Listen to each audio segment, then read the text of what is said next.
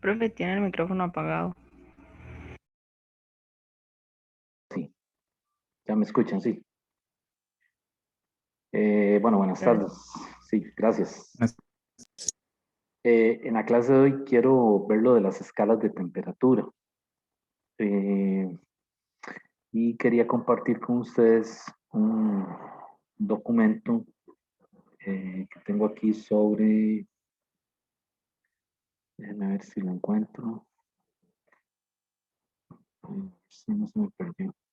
No, bueno, ahora mismo no sé qué lo hice. Denme un momentito.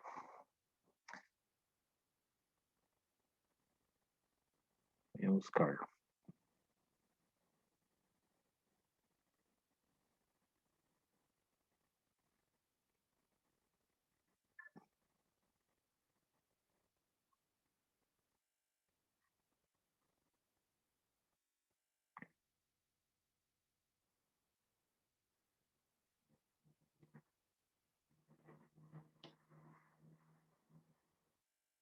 Se me acaba de perder. No sé. Se me perdió y no soy muy hábil aquí buscando en esto, que lo quería compartir con ustedes. Es un documento sobre las escalas de temperatura. Si no, después se los muestro. Eh, Eran algunos detalles, ¿verdad? Pero no sé qué lo hice. Denme a ver si lo voy a un momento, a ver si lo encuentro.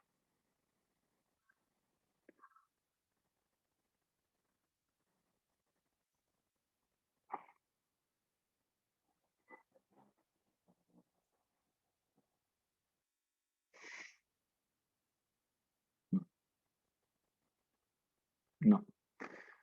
Bueno, vamos a ver el tema igual y pues en la próxima clase se los presento.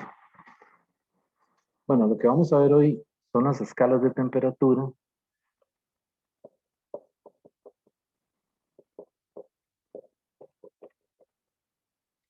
Ya habíamos en la clase anterior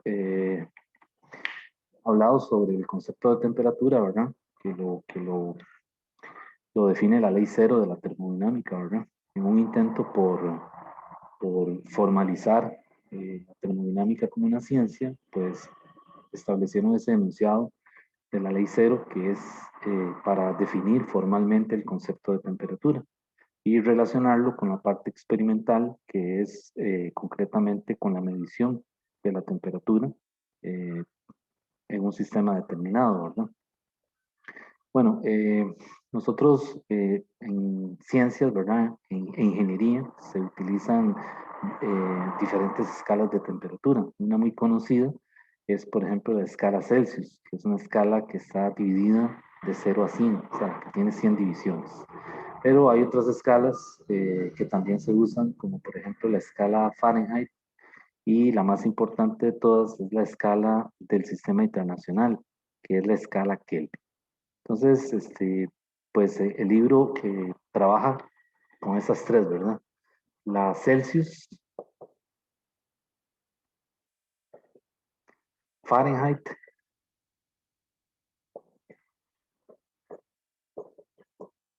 y la escala Kelvin.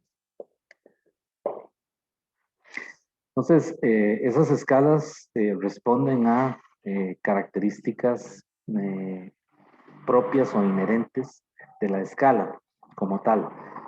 Por ejemplo, en la temperatura en Celsius usamos el símbolo TC y para la temperatura en Fahrenheit usamos TF. Y para la temperatura en Kelvin no se le pone una K, sino que la anotación del libro es utilizar una letra P mayúscula únicamente. Las unidades en escala Celsius se usa esta simbología. Un cerito, ¿verdad? De superíndice detrás de la C, igual en Fahrenheit. Y en la escala Kelvin no se le pone cerito, sino que la unidad es una K mayúscula. No se le pone cero por una razón, y es que al ser la unidad del sistema internacional, y por eso se le llama la escala absoluta, el Kelvin es una unidad que tiene el mismo rango de importancia que, por ejemplo, joules o que la unidad de fuerza, newtons, ¿verdad? Entonces, No se le pone el cerito también porque esta escala es independiente de la naturaleza química de la sustancia. Es decir, eh, las mediciones que se hicieron hace años para establecer la escala determinaron que bajo ciertas condiciones una serie de gases químicamente distintos, oxígeno, nitrógeno, helio, aire, ¿verdad? Se pueden estudiar a través de esta escala independientemente de la naturaleza química del gas. Entonces, por eso se le llama también la escala absoluta y no se le suele poner el superíndice. Eh, Porque las otras dos escalas, Celsius y Fahrenheit, sí, tienen sus limitaciones, ¿verdad? Eh, Recuerden que los termómetros que primero se desarrollaron, pues eran columnas de vidrio, ¿verdad? Y tenían dentro un líquido. La gente que comenzó a construir termómetros, primero usaron agua, luego usaron alcohol y fueron cambiando las sustancias.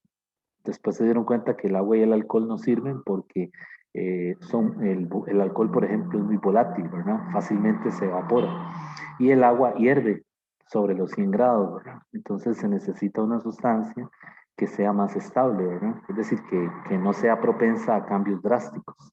Y la sustancia que terminaron escogiendo para la construcción de los termómetros usaron el mercurio, ¿verdad? Es decir, el mercurio ya lo vimos en fluidos, ¿verdad? Tiene una densidad muy alta y su viscosidad también es bastante alta, ¿verdad? De tal manera que lo hace una sustancia idónea para colocarlo en una columna, ¿verdad? Y que registre cambios de temperatura. Aparte de que el mercurio no se evapora tan fácilmente, ¿verdad? Entonces tiene que estar sometido a temperaturas más altas, más elevadas.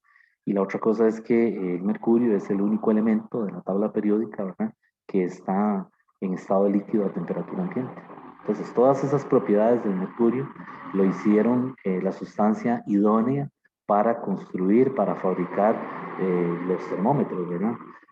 Hoy en día ya pues casi no se usa, ¿verdad? Porque pues está toda la tecnología de los sensores, ¿verdad?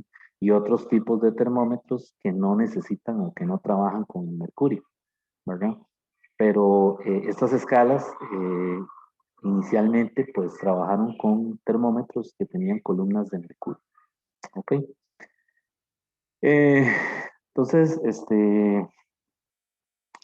en el caso de las escalas de temperatura, pues una escala de temperatura, cualquiera de ellas es una escala, es una función lineal y eso facilita el estudio es decir, cómo se mide la temperatura, ¿verdad? Entonces, una temperatura siempre yo la puedo expresar de esta manera. T de X es igual a A por X más B. Vean que eso es una función lineal, ¿verdad? Eh, Y igual mx más b, ¿verdad? Entonces esta A que está aquí delante de la X es la pendiente y esta B es la intersección, ¿verdad? El corte con el eje Y. Y la X, en este caso, esa X que está ahí es lo que se conoce como la propiedad termométrica. ¿Qué es la propiedad termométrica?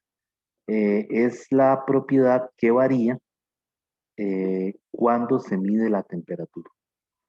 Propiedad termométrica. Entonces, por ejemplo, aquí, en el caso del mercurio, el Hg, que es la sustancia que se utiliza en los termómetros, resulta que la propiedad termométrica del mercurio es la dilatación. Es decir, el mercurio cuando se calienta, ¿verdad? Cuando hay cambios de temperatura, el mercurio se dilata, ¿verdad? Y entonces al dilatarse asciende por esa columna interior que tiene el termómetro. Entonces estamos aprovechando esa propiedad que es la dilatación para ponerle una escala al termómetro y registrar ese número que tanto nos interesa, que le llamamos temperatura. Esa es la idea. Entonces se han fabricado, se han diseñado y fabricado diferentes tipos de termómetros donde la propiedad termométrica y la sustancia termométrica son distintas. Por ejemplo, hay un termómetro que utiliza un péndulo de torsión. ¿Se acuerdan del péndulo de torsión, verdad? Que es un resorte que está enrollado, ¿verdad? Y pegado a una varilla. pues hay un termómetro que diseñaron de tal manera de que conforme se registran los cambios de temperatura, el material del que está hecho el resorte también se dilata. Y al dilatarse, ese arrollado, esa, digamos, esa forma que tiene, ¿verdad? Hace que la aguja, se le pega una aguja y esa aguja registre un valor eh, cuando hay cambios de temperatura. O sea, igual, aquí la propiedad termométrica es la dilatación. La banda metálica, ¿verdad? Que está arrollada, se comienza a desenrollar, es decir, se comienza a aflojar o se comienza a apretar, ¿verdad? Dependiendo de los cambios de temperatura, y esa propiedad la utilizan para construir un termómetro, ¿verdad? Entonces son unos termómetros eh, que tienen por debajo, en el interior, tienen un resorte que tiene cambios, ¿verdad? Cuando él se dilata, cuando la banda o cuando la cinta metálica se comienza a dilatar. Okay, entonces, ese es otro termómetro, ¿verdad? Pero también hay termómetros que están construidos basados en el cambio de una resistencia eléctrica. Entonces, se le pasa agua o se le pasa algún gas por una resistencia por la que está pasando corriente, y los cambios en la resistencia, o sea, los cambios en el valor de la resistencia, se traducen en cambios en la temperatura. Entonces, también hay un termómetro que está basado en esa propiedad, en usar los cambios de la resistencia eléctrica. Y entonces, hoy en día hay muchos tipos de termómetros, ¿verdad? El más común ahora que está de moda la pandemia, ¿verdad? Que a todo lado que llegamos nos ponen la pistolita esa, ¿verdad? La han visto, ¿verdad? Pues ese es un termómetro basado en el efecto Doppler, ¿verdad? Lo que hacen es que el aparatito ese envía una onda, ¿verdad? Una onda sonora. Esa onda llega a la superficie, ¿verdad? De la piel o donde le pongan el aparato, y ustedes saben que las ondas se reflejan, se transmiten, se reflejan, entonces la onda se refleja, ¿ok? Regresa a un sensor que tiene el termómetro y ese sensor lo descodifica, ¿de acuerdo? Y entonces con eso lo convierte o lo traduce a un número y entonces le da la temperatura. De tal manera que no hay que, ya el instrumento no necesita contacto con el paciente, porque antes los termómetros eran, le decían a uno, abra la boca y le metían un termómetro, ¿verdad? Debajo de la lengua, y con eso registraban la temperatura. Era un termómetro que también tenía una columna de mercurio, pero hoy en día no, hoy en día simplemente utilizan el conocimiento de las ondas, ¿verdad? Para generar frecuencias tales que se descodifiquen y den la temperatura. ¿Okay? Entonces vean que termómetros se han construido muchos y la propiedad termométrica varía en cada uno de ellos. ¿Okay? Ahora, algunos termómetros son muy específicos, es decir, sirven para ciertas mediciones en campos muy específicos de la ciencia o la ingeniería. ¿De acuerdo? Eh, por la naturaleza del experimento o por la naturaleza de las mediciones, le sirve más un termómetro A que uno B.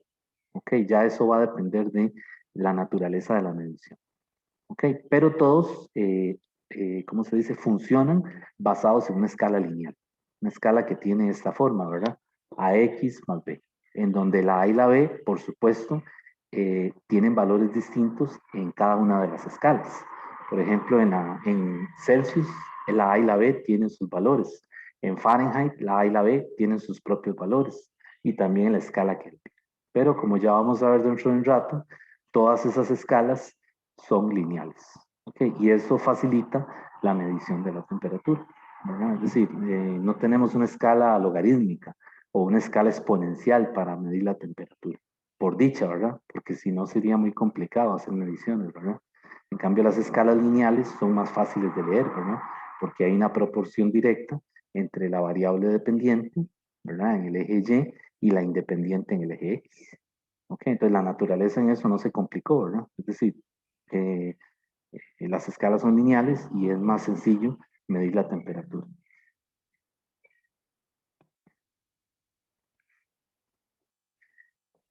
Bueno, en el caso de la escala Celsius originalmente se le llamaba la escala centígrada. Ya eso hace años no se usa. Es decir, antes se le llamaba la escala centígrada porque estaba dividida o tenía 100 divisiones. Pero hoy en día el nombre aceptado es simplemente la escala Celsius. Esa escala tiene un punto de congelación, ¿verdad? Y un punto normal de ebullición. Entonces, en el caso de la escala Celsius, el punto normal de congelación se adoptó y es del agua, ¿verdad? El punto normal de congelación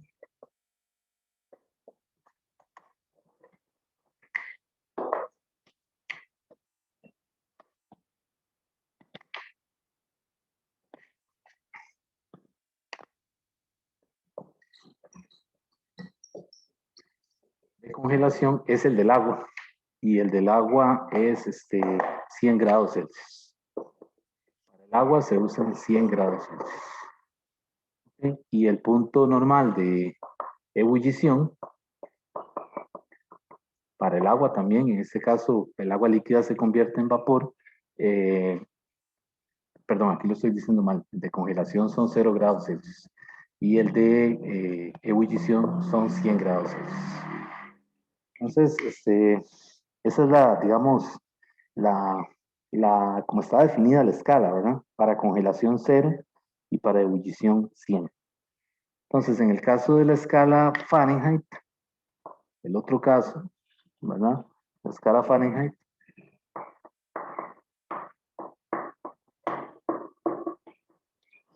el punto de congelación se adoptó como una mezcla de hielo y sal. Y ese punto de congelación, en el caso de la de Fahrenheit, está en 32 Fahrenheit, el de congelación. Y el de ebullición está en 212 grados Fahrenheit. Entonces esto es congelación y esto es ebullición. Y aquí, para el termómetro o sea, para la escala Celsius se usó agua, ¿verdad? Para la de Fahrenheit es una mezcla de hielo y sal. ¿Ok? Entonces la escala Fahrenheit se puede estar relacionada con la Celsius a través de esta ecuación. T en Fahrenheit es igual a 9 quintos de la temperatura en Celsius más 32 Fahrenheit. Entonces, esa ecuación me permite a mí relacionar, ¿verdad? O pasar, si lo quieren ver así, de Fahrenheit a Celsius o viceversa. Vean que es lineal, ¿verdad? En este caso, la A es 9 quintos y la B es el 32 que está aquí, ¿verdad? Una escala lineal.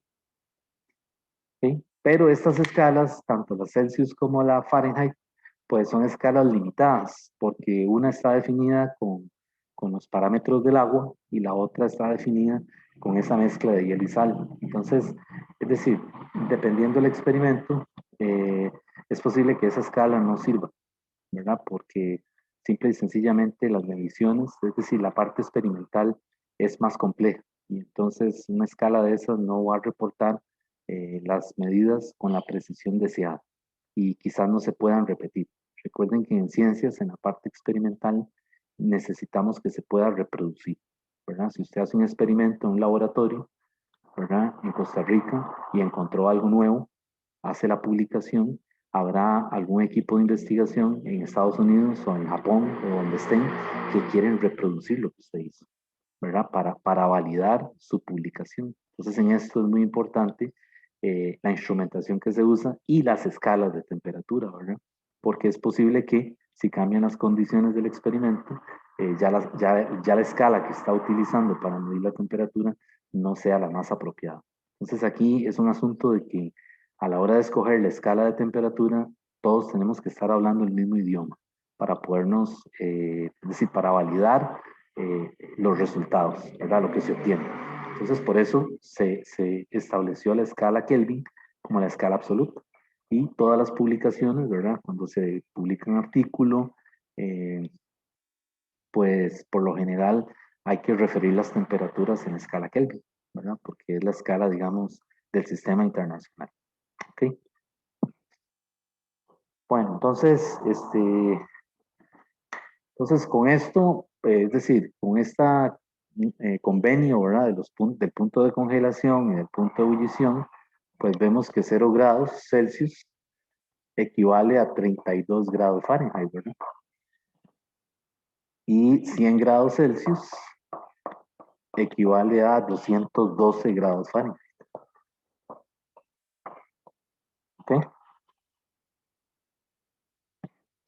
Ahora, en las escalas de temperatura y cuando uno mide temperatura, es muy importante distinguir entre la temperatura y la variación o el cambio de temperatura, ¿verdad? Entonces,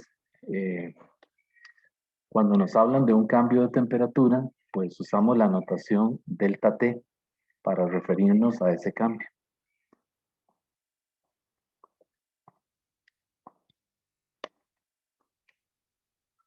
Entonces, cambios de temperatura implica utilizar la simbología delta T para referirse a ese cambio de temperatura.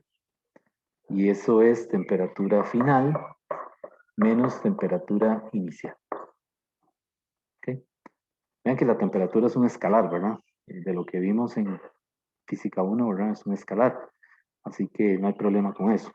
Lo único es que algunos libros,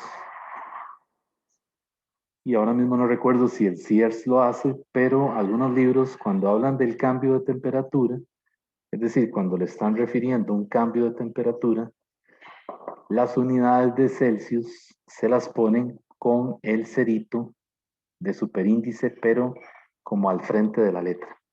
Por si lo ven por ahí en algún libro, creo que Resnick lo hace así, ¿verdad?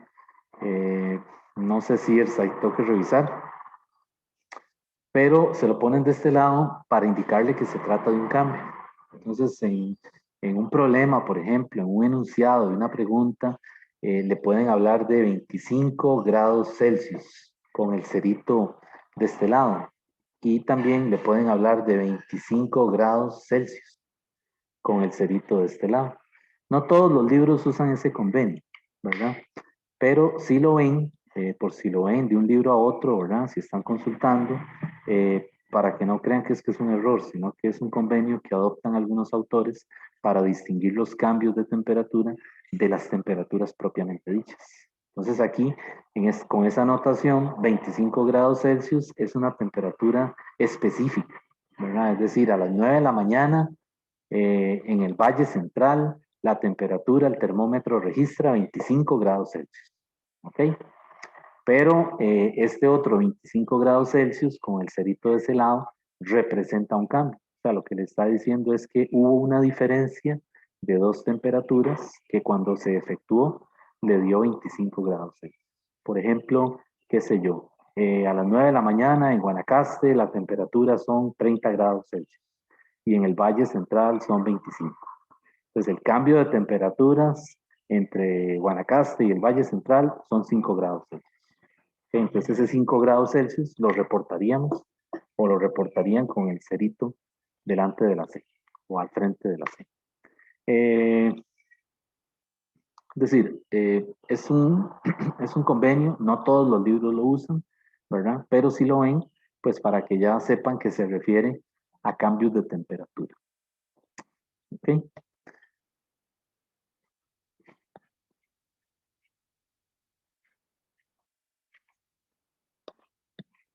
Entonces, por ejemplo, un cambio de temperatura en Celsius con respecto a Fahrenheit, un delta T en Celsius representa 5 novenos de la temperatura en Fahrenheit.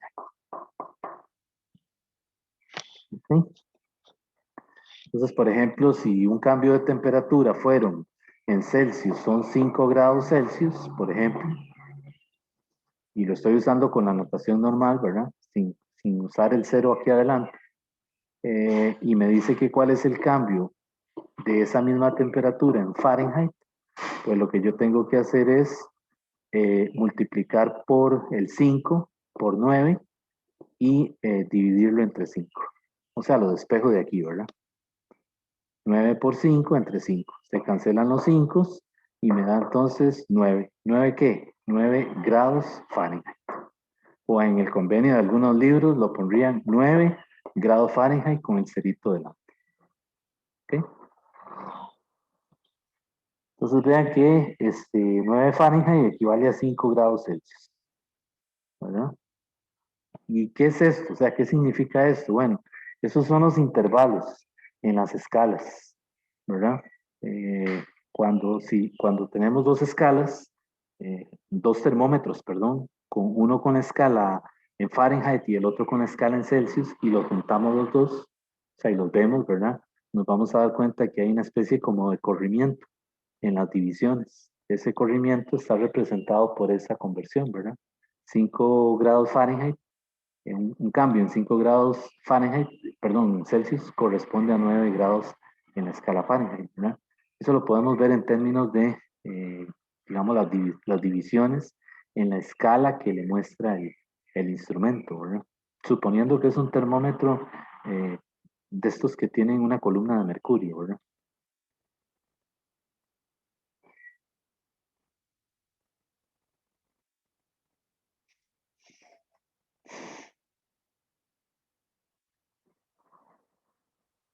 Ok.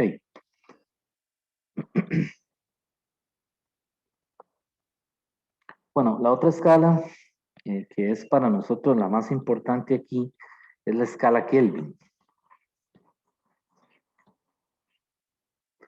Esa es la más importante porque esta es la con la que vamos a trabajar, digamos, la mayor parte de los problemas de termo que vamos a hacer aquí.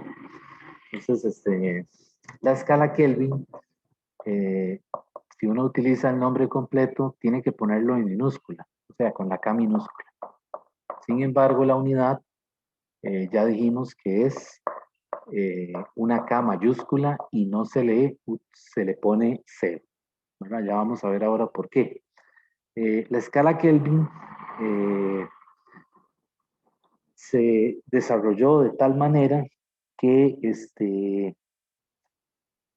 es una relación lineal T de X en donde la intersección es cero.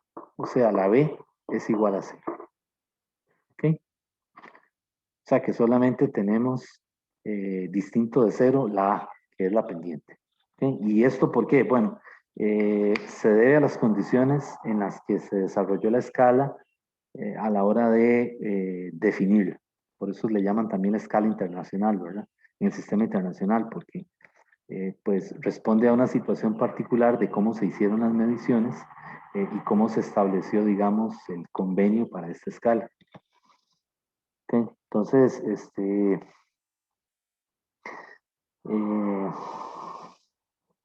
¿cómo está relacionada la escala Kelvin con la escala Celsius? Bueno, la escala Kelvin es la escala Celsius, la temperatura en Celsius, más 273.15. Esa es, digamos, la ecuación que relaciona ambas escalas.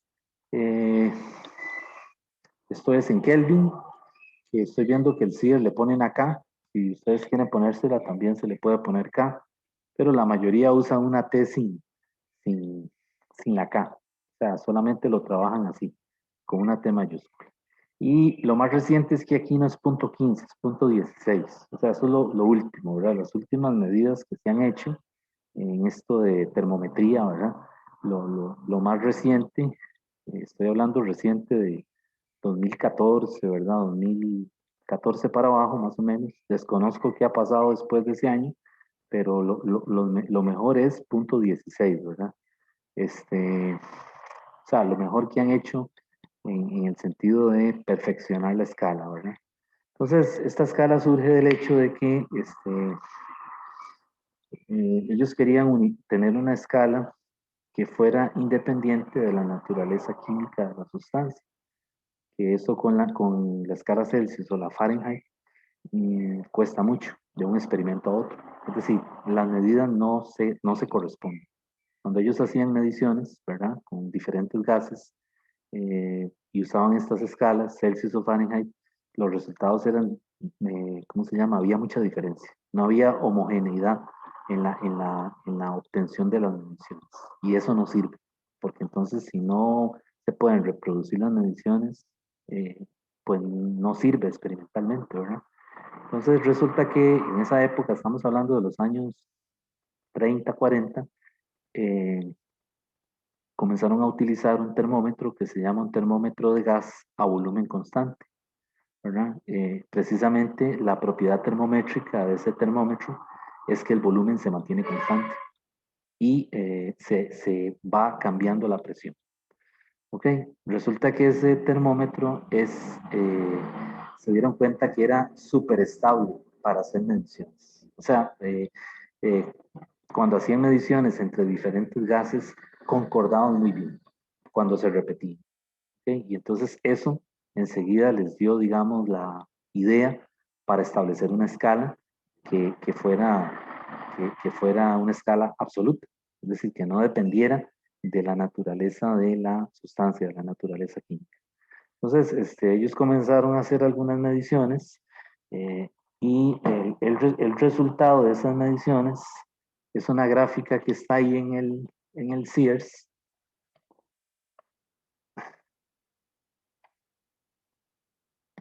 que es una gráfica, está en la 13ª edición, está en la página 555. Esa gráfica resume, digamos, parte de la información que ellos encontraron. Y es que cuando hicieron varias pruebas con diferentes gases,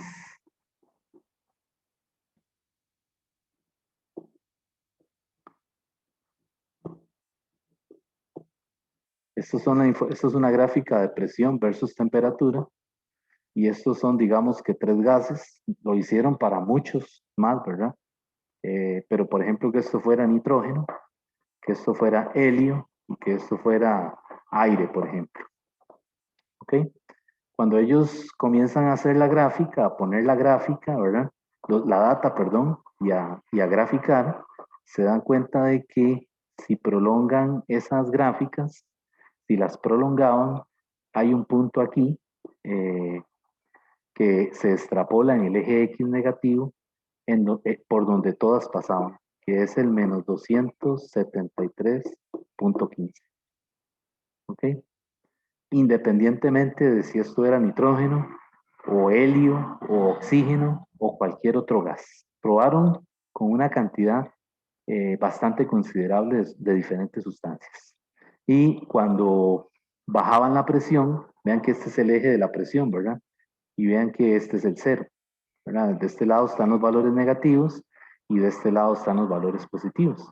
Eh, la cosa es que cuando usan el termómetro de gas a volumen constante, eh, pues esta data extrapolada pasa por menos 273.15, ¿verdad? Y claro, esto enseguida les dio la idea de hacer una escala, ¿verdad? Una escala que no dependiera, digamos, de la naturaleza de la sustancia, como el caso de la escala Celsius o la escala Fahrenheit, ¿verdad?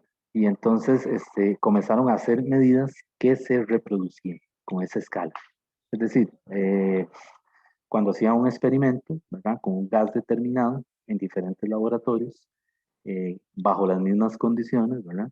Se obtenían resultados muy, muy parecidos. Y eso enseguida fue, digamos, ¿cómo se dice?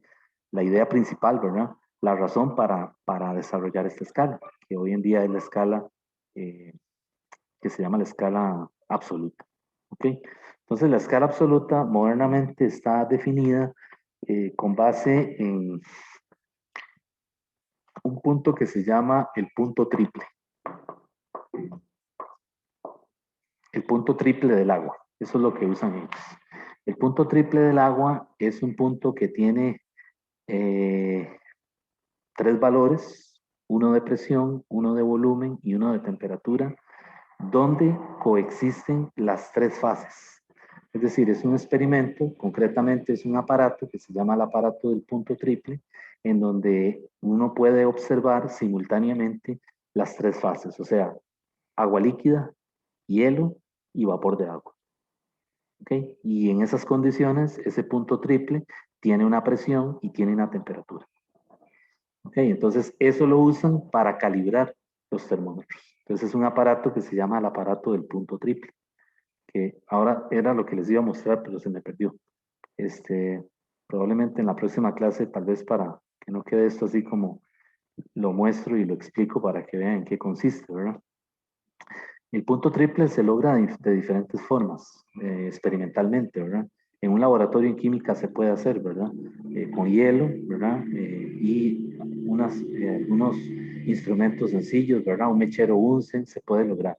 Lo que pasa es que, pues, se necesita un equipo más sofisticado si se quieren calibrar termómetros. Entonces, por eso es que hay un aparato que se llama el aparato del punto triple. ¿Ok? Tiene la forma como de un tubo en U, ¿verdad? Y entonces hay una parte en el tubo en donde uno puede observar específicamente las tres fases del agua, ¿verdad? Hielo, agua líquida y vapor de agua, ¿verdad? Es una mezcla. Ahí usted ve el hielo, ve el agua líquida y también sabe que hay vapor de agua porque hay un manómetro ahí al lado que le está registrando los valores de la presión y eso. Bueno, entonces, resulta que la A, esta A, ¿verdad? Que les digo yo de aquí, esa A está definida en términos de los parámetros del punto triple. O sea, esa A es la temperatura del punto triple, que algunas veces le ponen P3. Esa notación se usa mucho, ¿verdad? Para referirse a el punto triple, entre la X, que es en este caso la propiedad termométrica.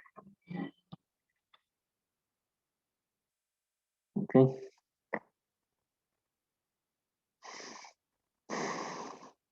Entonces, el punto triple del agua, actualmente aceptado, ¿verdad?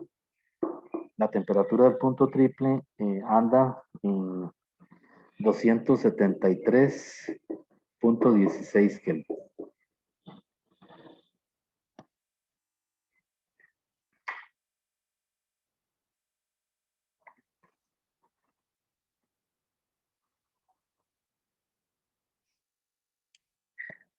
Y bueno, la otra cosa es que esta escala Kelvin, los cambios en la escala Kelvin son los mismos que en la escala Celsius. Entonces, un cambio en Kelvin de TC equivale a un cambio de T. Entonces, por ejemplo, si yo tengo un cambio de 5 grados Celsius, ¿verdad? En Kelvin serían 5 Kelvin. Entonces, cuando hayan cambios de temperatura en las ecuaciones más adelante, ¿verdad? Hay ecuaciones que tienen cambios de temperatura. eh, si uno conoce concretamente el valor numérico del cambio, ¿verdad? Si lo tiene en Celsius, ya sabe que es lo mismo que lo tenga en Kelvin. O sea, no hay que hacer ninguna conversión, es lo que me refiero, ¿verdad? Para cambios entre Celsius y Kelvin, y si se conoce concretamente el cambio, es lo mismo, es 5 Celsius o 5 Kelvin, ¿verdad? O el valor numérico que sea, ¿verdad? Pero tiene las mismas unidades. Esto porque he visto que la gente convierte, ¿verdad? Pasa el cambio a Kelvin y no. Si estamos seguros de que es un cambio en Celsius, pues también lo es en Kelvin.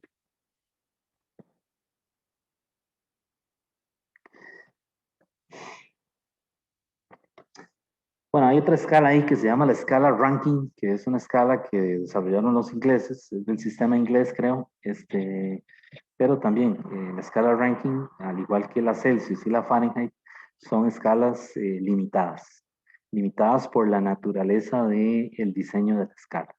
Ok, así que la única escala, digamos aquí, que es independiente, ¿verdad? De la naturaleza de la sustancia es la escala Kelvin. Entonces resulta que la escala Kelvin es la escala de un sistema, de un modelo que vamos a estudiar más adelante, que se llama el gas ideal. Por eso es que es tan importante.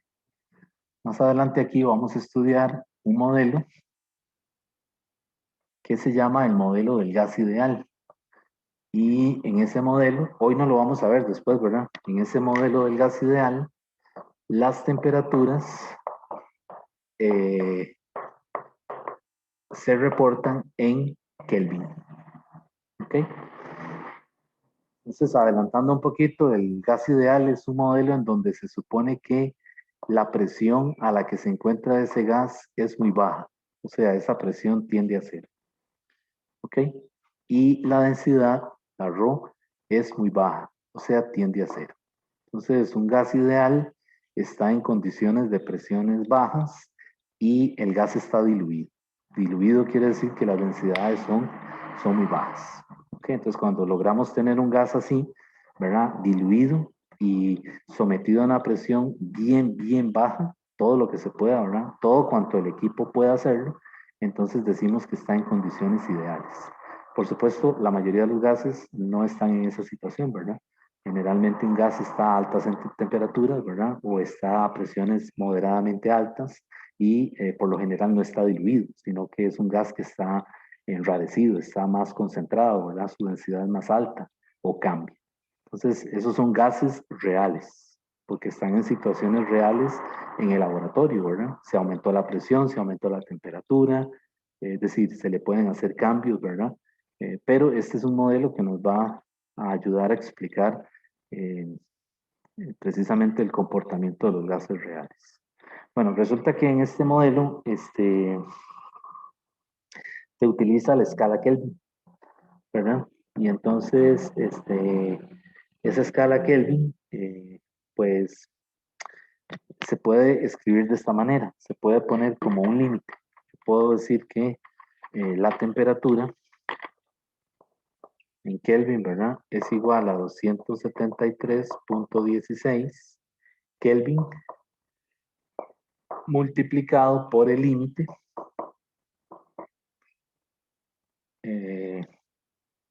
cuando P3 tiende a 0 de P entre P3 de ese cociente. Y esto funciona si el volumen es constante. Entonces, ¿qué quiere decir ese límite que apareció ahí? ¿Que vamos a hacer límites aquí? No, jamás. No. No tiene nada que ver con eso. Es una notación que se utiliza en física para darle a entender la situación del fenómeno físico como tal. Es decir, para comprender el alcance del fenómeno físico. Lo que le está diciendo es que en el modelo del gas ideal, la temperatura es la escala absoluta, ¿verdad? Eh, pero en condiciones en donde la presión del punto triple, P3, tiende a cero. Es decir, que la presión se baje todo cuanto sea posible para que este cociente, en este cociente, ¿ok? Y manteniendo las condiciones de que el volumen sea constante. ¿Por qué? Porque estamos suponiendo que esta escala se desarrolló usando el termómetro de gas a volumen constante. ¿Ok? Entonces, ese límite, por supuesto, no diverge, ¿verdad? Es decir, vean que el valor al que converge es 273.16, ¿verdad? Pero es una forma de decir que esa escala funciona siempre que la presión del punto triple se baje todo cuanto sea posible. Y recuerden que ese 3 es punto triple, ¿verdad? Es el punto, ¿verdad? Donde coexisten el agua, el hielo y el vapor de agua simultáneamente.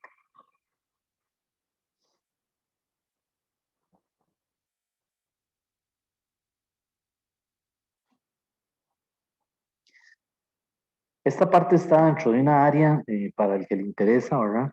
Hay una área en metrología que es, digamos, la parte de termometría. Entonces, en termometría se utiliza un montón de instrumentación, ¿verdad? Precisamente para calibrar termómetros, ¿verdad? Sensores y, por ejemplo, el punto triple, el aparato del punto triple. Entonces, pues esa parte es muy específica, experimentalmente hablando, ¿verdad? Es decir, hay mucha instrumentación que se utiliza, eh, por ejemplo, en la parte de física de bajas temperaturas, ¿verdad? En este caso, por ejemplo, cuando quieren, ¿cómo se dice? Licuar un gas, ¿verdad? Cuando quieren convertir un gas en líquido, por ejemplo, el helio, ¿verdad? Hoy en día es algo normal en los laboratorios, ¿verdad? Que usted licúe helio, ¿verdad? O sea, lo tiene en condiciones normales como un gas, pero puede bajar la temperatura mucho, pero mucho, hasta que lo convierte en un líquido, ¿verdad? Entonces, pues esa parte es un campo muy amplio de investigación, ¿verdad? la física de las bajas temperaturas, ¿verdad? Y en los laboratorios es normal que haya helio líquido, nitrógeno líquido, porque es muy útil en el uso de toda la instrumentación para caracterizar, ¿verdad? Si van a un laboratorio como los que están ahí en la UCR del CICIMA de materiales, ¿verdad? Se van a encontrar que tienen el nitrógeno líquido por ahí, ¿verdad? Porque lo necesitan para los microscopios, ¿verdad? Para hacer pruebas químicas, ¿verdad? De caracterización. Así que ya hoy en día es común, ¿verdad? Que en los laboratorios tengamos gases licuados, ¿verdad? Licuados, que me refiero a que están en estado líquido, ¿verdad? A temperaturas muy bajas, ¿verdad? El nitrógeno líquido se mantiene a temperaturas bajísimas, ¿verdad? Tanto que es decir, hay que tener mucho cuidado a la hora de manipularlo, ¿verdad? Porque si le cae en la piel, es probable que tenga una quemadura severa, ¿verdad? Aunque tenga unas temperaturas tan bajas, ¿verdad?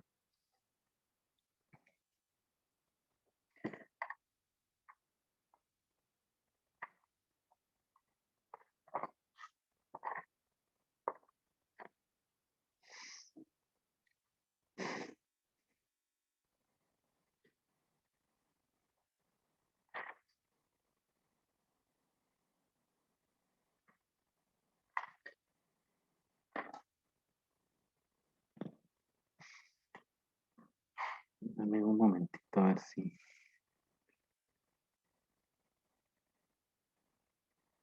puedo buscar esto.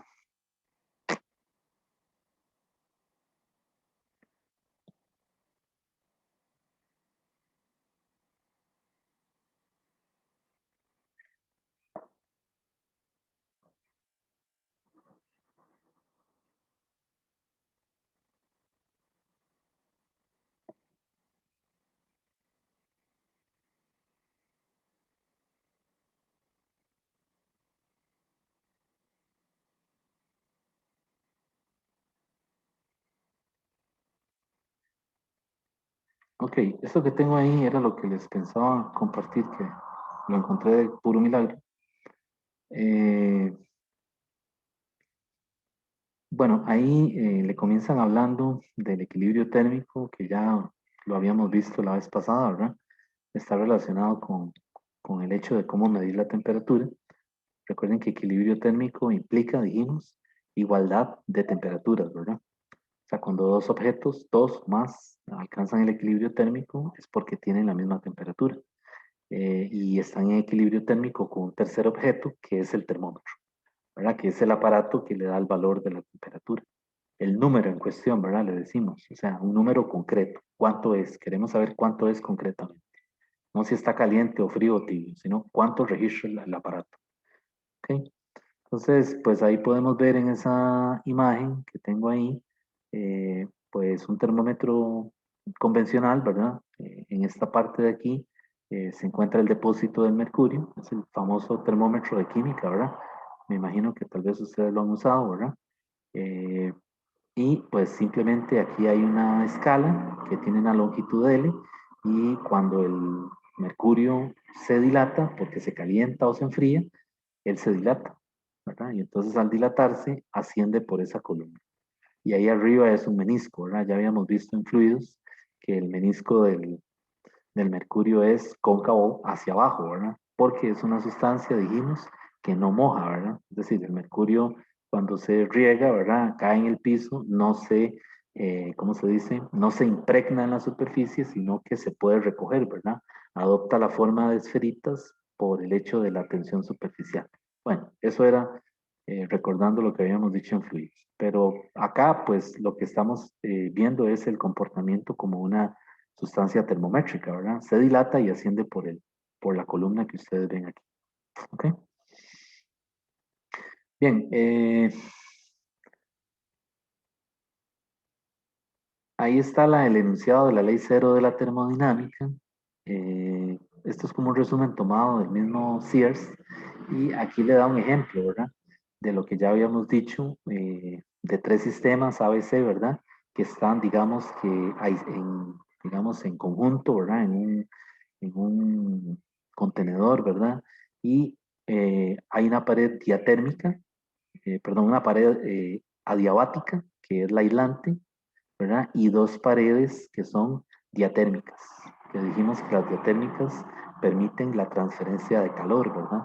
Entonces vean que el sistema A está comunicado con el sistema C a través de una pared conductora, que es la pared diatérmica. Igualmente, el sistema B está conectado con C, ¿verdad? A través de una pared conductora, que le llamamos diatérmica.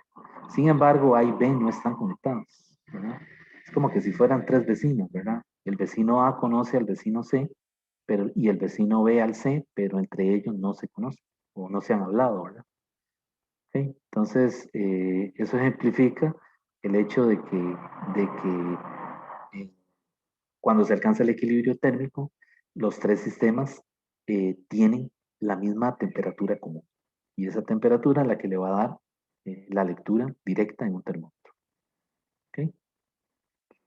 Entonces ahí le ponen otra situación, ¿verdad? En donde A y B están en contacto, ¿verdad? Se conocen por esa pared diatérmica y sin embargo A y B, A y B por separado, están aislados de C.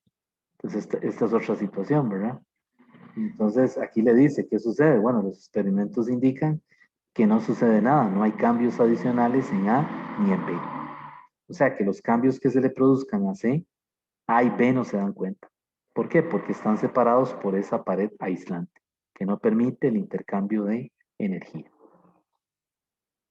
Estos dibujitos están en el Sears, por si, o sea, ahí están en las primeras páginas del capítulo 17. Me refiero a la 13ª edición y por supuesto también están en la edición más nueva, ¿verdad? Ahí está el enunciado de la ley cero de la termodinámica y otros detalles acerca de las condiciones para que se cumpla esto, ¿verdad? Se dice que dos objetos tienen la misma temperatura cuando están en equilibrio térmico entre sí. ¿Ok? Entonces, quería aclarar que una cosa es equilibrio térmico y la otra cosa es equilibrio termodinámico. Son cosas distintas. En este curso solo nos interesa el equilibrio térmico. Cuando lleguen al curso de termodinámica, pues entonces ahí van a ver que el equilibrio termodinámico implica tres cosas: equilibrio térmico, equilibrio mecánico y equilibrio químico. Pero por ahora no necesitamos preocuparnos por eso. Solamente nos interesa equilibrio térmico, o sea, igualdad de temperaturas.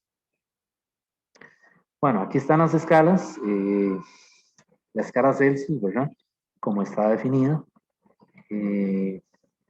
¿Cómo lo hacen, verdad? ¿Cómo hacen, cómo llevan esa escala a la realidad, verdad? Utilizando esta conversión que tienen aquí, ¿verdad? Eh, y los detalles, digamos, de cómo relacionan las dimensiones del termómetro en cuestión con el hecho de cómo calcular la temperatura concretamente, ¿verdad? Ya esto es más parte, digamos, o sea, está más relacionado con todo lo que es la parte experimental, ¿verdad? Eh, Así que si a alguien le interesa esta parte, ¿verdad? La U tiene laboratorios bien completos, ¿verdad? Bastante completos, donde hay mucho equipo de calibración y mucha instrumentación nueva, ¿verdad? O sea, de última generación, para que, es decir, el que le interesa esta parte, ¿verdad? Que es experimental, ¿verdad? Tiene que irse metiendo en esto, ¿verdad? Poco a poco, eh, y que ojalá tenga la oportunidad más adelante de conocer esos laboratorios y el equipo que hay por ahí, ¿verdad? Bueno, están también el termómetro, la escala de temperatura Fahrenheit, que ya les dije que el punto de congelación es 32 y el de ebullición es 212. ¿Por qué les pusieron esos números? ¿Por qué? O sea, ¿por qué no fue 213? Bueno, simplemente es un asunto de cómo las definen las escalas para trabajar, ¿verdad? Es decir, es una situación en donde también es una escala centígrada, ¿verdad? Solamente que las condiciones en las que la definen o deciden, perdón, trabajar, las establecen desde el principio, con estos puntos de referencia que son el de congelación y el de ebullición. Y aquí dice que es el agua, pero esto es una mezcla de agua con sal, lo que ellos usan, ¿verdad? El agua con sal es una mezcla muy estable. Eh, es mucho más estable que el agua sola, o sea, que el agua líquida pura, ¿verdad? Eh, y tiene propiedades interesantes desde el punto de vista físico a la hora de estudiar sistemas, ¿verdad? Sin embargo, pues jamás se va a comparar con el mercurio, ¿verdad? El mercurio es súper estable, ¿verdad? Para termómetros. Lo que pasa es que es altamente venenoso y hoy en día, pues, se ha tratado de quitar de todos los equipos, o sea, de toda la instrumentación que se usa en los laboratorios, ¿verdad? Todavía hay cosas que hay que hacerlo con mercurio, pero pues ya está la generación, la familia de los sensores, ¿verdad? Y las interfaces. Ahí están las ecuaciones que puse aquí en la pizarra ahora, de cómo pasar de Fahrenheit a Celsius, y cómo pasar aquí es de Fahrenheit a Celsius y aquí es de Celsius a Fahrenheit. Simplemente lo que hicieron fue que despejaron la ecuación y ya, ¿verdad? Ok, por ejemplo, aquí le dan el caso de qué pasa cuando tenemos una tira bimetálica. Una tira bimetálica es digamos que sí, dos tiritas de metales distintos que se pegan. Y entonces se le aplica calor, es decir, se comienza a calentar por algún lado y se observa que la tira se comienza a curvar, ¿verdad? Eso es por el hecho de que estos materiales se dilatan cuando se calientan. Y uno de ellos, por las propiedades del material, se dilata más rápido que el otro. ¿De acuerdo? Entonces eso hace que se vea una especie de curva aquí. Entonces ese detalle, ¿verdad? Esa propiedad de la dilatación es muy utilizada en la fabricación de termómetros, porque pues por lo general son termómetros de alta precisión, ¿verdad? Que están basados en esta propiedad termométrica. Vean que la propiedad termométrica es la dilatación, ¿verdad? Cuando usted calienta, él se deflecta, se desvía, ¿verdad? Si son dos materiales distintos.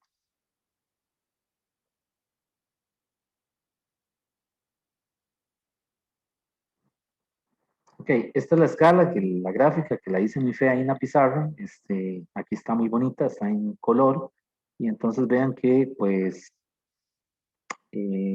esto que se ve aquí pareciera ser eh, el punto triple, pero no estoy seguro. Lo que sí es que vean aquí las tres muestras, ¿verdad? Son gases distintos, ¿verdad? Y es una gráfica de presión versus temperatura. Y entonces lo que ellos hicieron fue que bajan la presión todo cuanto pueden.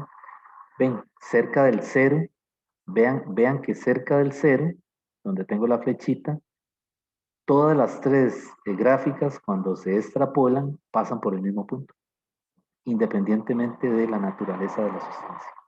Pero la condición aquí es que P tiende a cero. O sea, la presión en el momento en que se hace el experimento se baja todo cuanto sea posible. ¿Ok? Usando el termómetro de gas a volumen constante. Y resulta que eso fue lo que hicieron en esa época, años 40, 50, por ahí. Usaron un termómetro de gas a volumen constante y bajaron la presión todo cuanto pudieron. Y entonces comenzaron a ver esta particularidad en la data, ¿verdad? En la data de presión versus temperatura. Comenzaron a ver este comportamiento eh, particular, diría yo, ¿verdad? Y entonces este punto lo escogieron como una referencia para establecer la escala. ¿Ok? Y de ahí surge la famosa escala absoluta, ¿verdad? Entonces dice, todos los datos extrapolados llegan a presión cero a la misma temperatura, a menos 273.15 Celsius.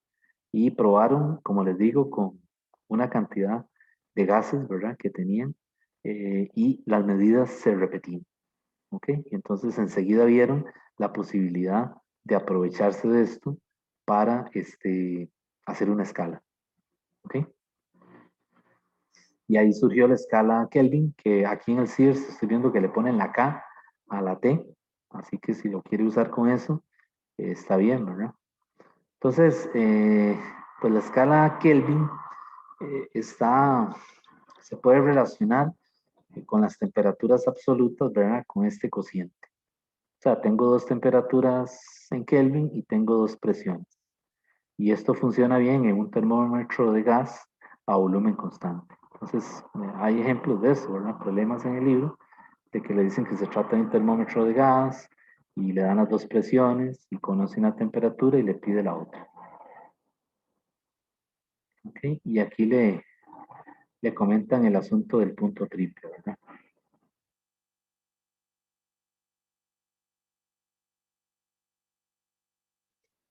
aquí está la definición que yo les había puesto, solo que no le ponen el límite, ¿verdad? Lo que le están diciendo es que esto debería tender a 1, ¿verdad? En el punto triple. Ese cociente tiende a 1 para que me quede únicamente 273.16, que es la temperatura en el punto triple. Entonces, el límite que yo escribí por aquí, que no creo, no sé si está así, por aquí está todavía, eso es lo que le dice, ¿verdad? Ese límite, cuando la presión tiende a 0, eso fue lo que no dije, cuando la presión tiende a 0, la presión del punto triple, se baja todo cuanto sea posible, el límite tiende a 1, de tal manera de que la temperatura tiende a ¿qué? A 273.16. Esa es la notación. O sea, pero no es que uno aquí va a calcular un límite o algo así, nada que ver, ¿verdad? Es simplemente una forma de darle consistencia al significado de la parte experimental. ¿De acuerdo? Lo que se está haciendo es, se usa un termómetro de gas a volumen constante y la presión se baja todo cuanto sea posible, que en matemática eso sería decir que P tiende a 0, pero realmente no es 0, ¿verdad? Se baja todo cuanto sea posible y el límite tiende a 1. ¿Ok? De tal forma que el límite tiende a 1. Para que la temperatura sea esto, 273.16. Bueno, y entonces ahí le dan temperaturas de diferentes lugares, ¿verdad? Y fenómenos, ¿verdad? Es interesante porque vean que los prefijos van desde 10 a la 10 hasta 10 a la menos 9, creo, 10 a la menos 10. Eh, y entonces vean, por ejemplo, los detalles ahí, ¿verdad? Por ejemplo, una bomba de hidrógeno, ¿verdad? Como las que lanzaron en Hiroshima y en Nagasaki. Vean que anda, la temperatura anda en 10 a la 8 Kelvin, ¿verdad? Eso es un infierno completo, ¿verdad? Este, el interior del Sol, el núcleo, anda en 10 a la 7, ¿verdad? La corona solar, la parte exterior, ¿verdad? Anda en 10 a la 6. Imagínense, ¿verdad? El núcleo del Sol es, o sea, el núcleo es completamente líquido, ¿verdad? O por lo menos eso es lo que han especulado los geofísicos que han estudiado eso, ¿verdad? Es decir, posiblemente es un núcleo aproximadamente esférico, eh, de hierro líquido, ¿verdad? A estas temperaturas, ¿verdad? A una temperatura de 10 a la 7 Kelvin, ¿verdad? Y bueno, aquí ya hay otras cosas más, digamos que más aquí en la Tierra, ¿verdad? Por ejemplo, vean el helio superfluido, o sea, ya licuado, ¿verdad? 10 a la menos 3 Kelvin, son temperaturas extremadamente bajas, ¿verdad? La primera persona que lipó hielo le dieron el premio Nobel por eso, ¿verdad? Fue Heike Kamerlingh en 1913, creo. Ya había hecho un experimento, ¿verdad? Y logró construir un aparato que, que, que recogieron helio líquido, ¿verdad? Es decir, extrajeron hielo líquido. Por supuesto, en esa época, 1913, hace más de 100 años, fue un logro completo, ¿verdad? Hoy en día no, hoy en día es un proceso industrial, ¿verdad? Completamente ya, ¿cómo se dice? Comercializado y todo, ¿verdad? Es decir, hay compañías que ya venden el nitrógeno y el helio líquido, ¿verdad?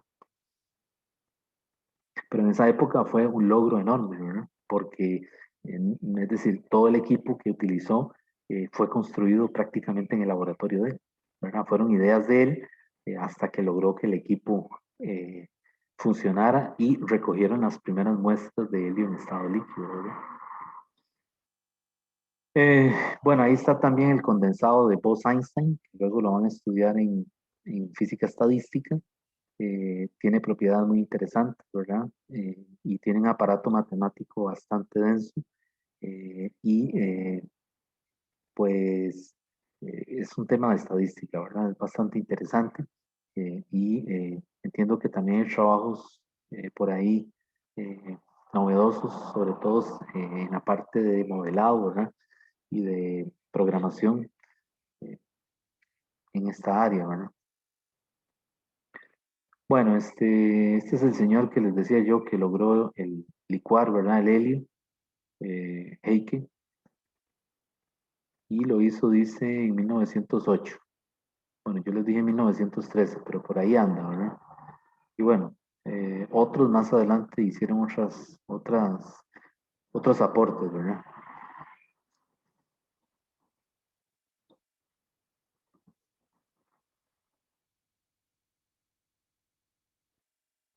Bueno, ahí están las escalas de temperatura, eso es un resumen. Y este tema que sigue lo vamos a ver la otra semana, que es el tema de la expansión térmica, precisamente la propiedad termométrica que usamos para fabricar termómetros, ¿verdad?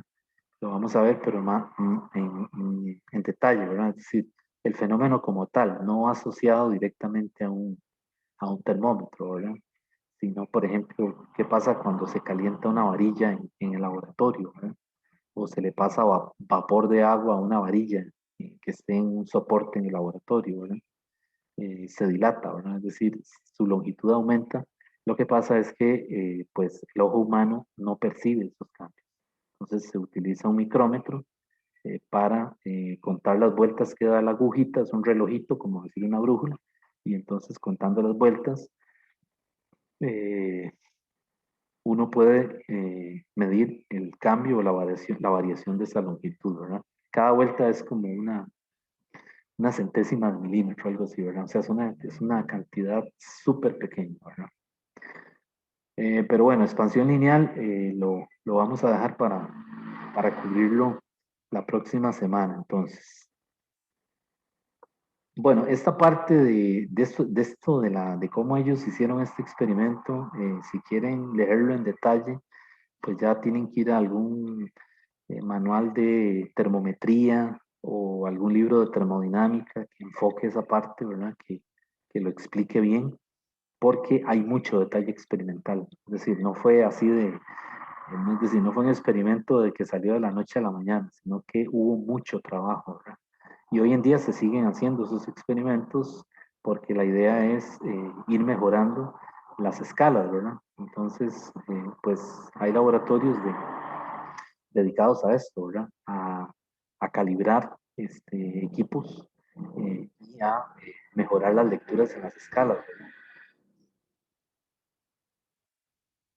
Bueno, voy a dejar de compartir.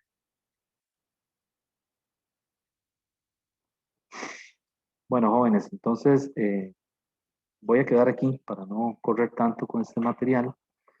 Ya vimos la ley cero, ¿verdad? La termodinámica, hoy vimos las escalas y pues entonces la próxima semana vamos a continuar con el tema de dilatación, que es lo que sigue ahí. Eh, Recuerden que el examen es este sábado, ¿verdad? Creo que es 5 de junio, todo en las mismas condiciones, ¿verdad? El primer parcial había abierto a las 12, ¿verdad? Y creo que cierra a las 5 o 4:50, creo que era. Pero entonces está igual que, que en las condiciones son las mismas del primer parcial. Recordarles que las preguntas no se pueden devolver, ¿verdad? Es decir, pregunta que abre hay que responderle. Entonces yo por eso estoy dando pues más tiempo por pregunta para que, es decir, un tiempo estimado para que la responda, ¿verdad? Eh, Otra cosa que quería aclarar es que yo en la carta al estudiante, y esto a mí se me fue, ¿verdad? Si ven la carta al estudiante que está en la plataforma, yo ahí les puse fechas a los exámenes.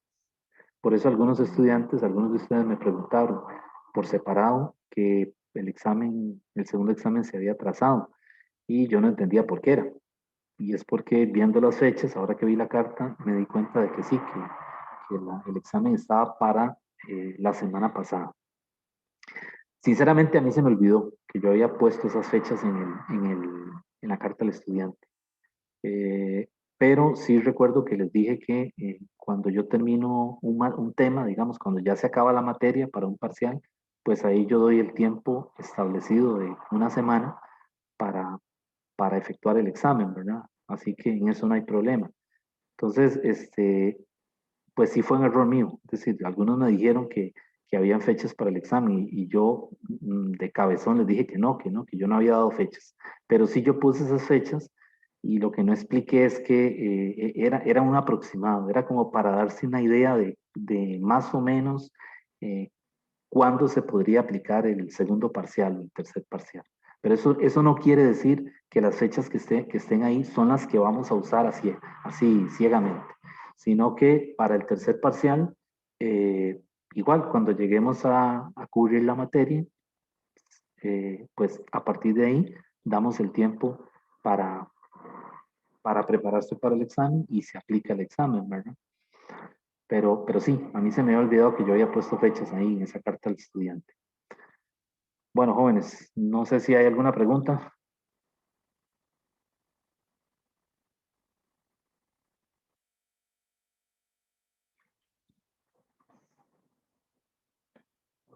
No. Está bien, entonces, pues, entonces, con gusto. Entonces nos vemos, bueno, yo el sábado estoy por aquí, ¿verdad? Estoy en mi casa. Cualquier duda que tengan, me escriben, ¿verdad? Hemos revisado las preguntas una y otra vez, pero siempre se nos escapa algo, ¿verdad? Así que, pues cualquier duda ahí me preguntan, a ver en qué momento, bueno, trataré de contestarles lo más pronto posible, ¿verdad? Está bien, entonces, quedamos aquí y continuamos el lunes con este material de dilatación. Hasta luego, entonces.